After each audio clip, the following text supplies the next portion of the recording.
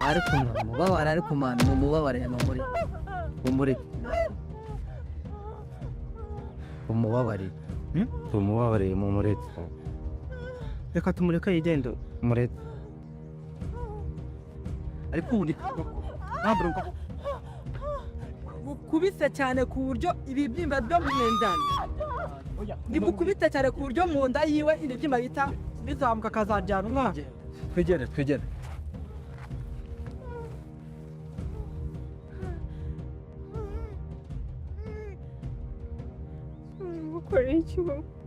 Jean Paul mugaruke hano Abo ushaka ko tumukoresha iki? Wambabariye. Ndashaka ko bakunkubitira impyiko bakazimera ku buryo urubyaro ruzahita ruboneka vuba. Ugakubite? Kubita umuntu ariko. Kubita. Mukubita umuntu ariko arashaka. Murekera ryamisha mayiti. Jean Paul mugende. Yego mabasha. Ariko aba bahungu bawe turaza kuvugana neza. Mama Eva Films ni banga after banga. Ngari wa makeup sandi ukuntu bazimena ubundi ndamene y'ibyanjye kandi ukuntu bihenda ariko nta muntu hari amabanga ashobora kumara imyaka myinshi ayishwe ariko si kuko uri kose guhora mu mwijima iteka. Zahabu ese wahageze? Nahageze ubwo nyagera none sanze yafunze gusabaza kumfungurira. Dusabe yabayeho mu rugo rwagakwiye kumubera umugisha kuri we ariko aho kubona urukundo yahabonye urwango n'agasuzuguro. Mama Eva ntigize amwemera. Dusari subiremo rebe aho mbere umusingakazi ngari subiremo bisubiremo se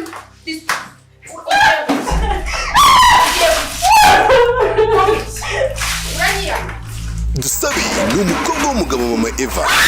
Umugabo Mama Eva akaba umusirikare ukomeye cyane kandi iryo banga niryo ryahinduye byinshi mu buzima bwe.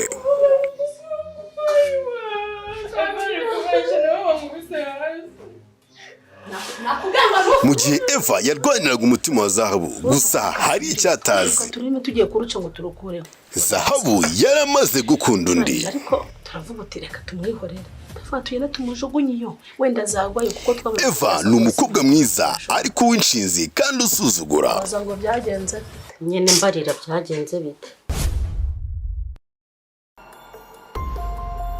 Gusa Dusabe we ni umukobwa mwiza ufite umuco ndetse n'ikinyabupfura.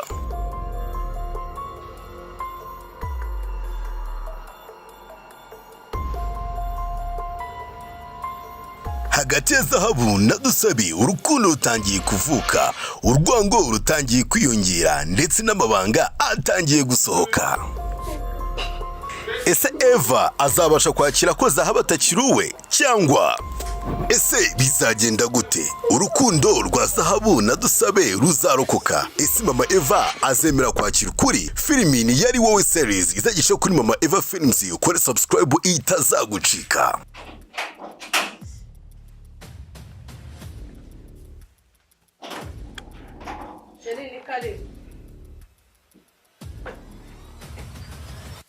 Ni inkuru y'urukundo n'amabanga n'ubuzima bw'umukobwa warwaniye kubaho mu isi itamwifuzaga. Iratangira gucaho kuva kwa kabiri. Domis shaka kumenya umuntu bavuranaga rero kacinga gashaka kwicana byose uziko bafite ubukije na sa zumwirana uzuko ari uzaze ya mwana uzuko nabyiye dufite yene birumvikana ariko toza be cyo mutima hamwe ko ngiye sinzi impamvu numva mwizeye kuko urabiza abajama buriya tugira akantu ko kurebozwa sibyo none hiyo ubona ari nk'icyana nka kiriya kiza kuriye ubu gihoza hijisho ntabwo natambuka ntamurebye kame ubwo urumva rero ngiye niyo yataye focus bitambibona mukuri pe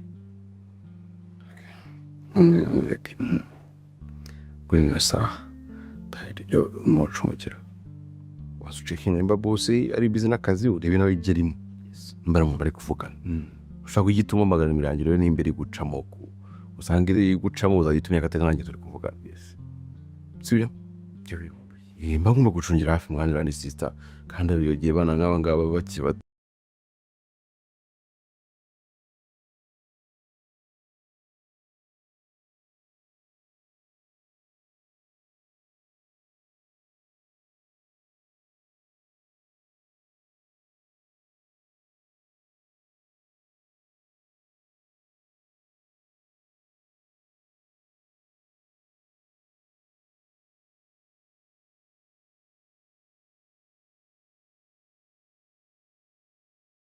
toya ushiduka haje mujinga akabara mushutse oya aje no kuri pe nta kibazo genda bigukorera sawa nari ngo tumeza akazi kawe sawa